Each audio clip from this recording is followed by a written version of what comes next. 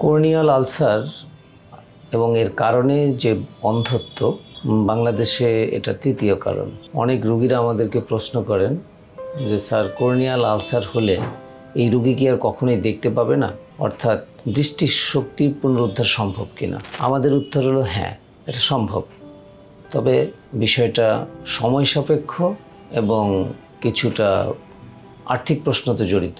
কারণ কর্নিয়ার আলসারের পরে যেটা হয়, কর্নিয়া শুকিয়ে যায়। শুকিয়ে যাওয়ার পরে ওখানে ঘায়ের চিহ্নটা থেকে যায়, যেটাকে আমরা সহজ ভাষায় বলি কর্নিয়াল ওপাসিটি অথবা কর্নিয়াল স্কার, দাগ। কর্নিয়াতে দাগ পড়লেই যে দৃষ্টিশক্তি একদম কমে যায় তা কিন্তু না। আমরা কর্নিয়ার মাঝখানে যে জায়গাটা থাকে সেই জায়গাটার মধ্যে যদি কর্নিয়াল স্কার হয়, সেক্ষেত্রে দৃষ্টিশক্তি একেবারেই কমে যায় এবং সেক্ষেত্রে দৃষ্টিশক্তি পুনরুদ্ধারের প্রশ্ন আসে।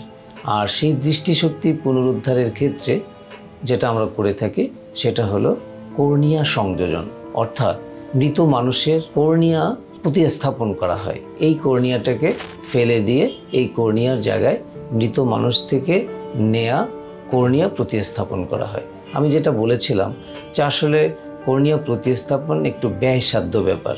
আরেকটা বিষয় হলো কর্নিয়া আমাদের দেশে আসলে আমরা সংগ্রহ করতে পারি না বিভিন্ন কারণে। সেক্ষেত্রে বিদেশ থেকে আমাদের কর্নিয়া আনতে হয়, যার কারণে এটা একটা সময় সাপেক্ষ ব্যাপার।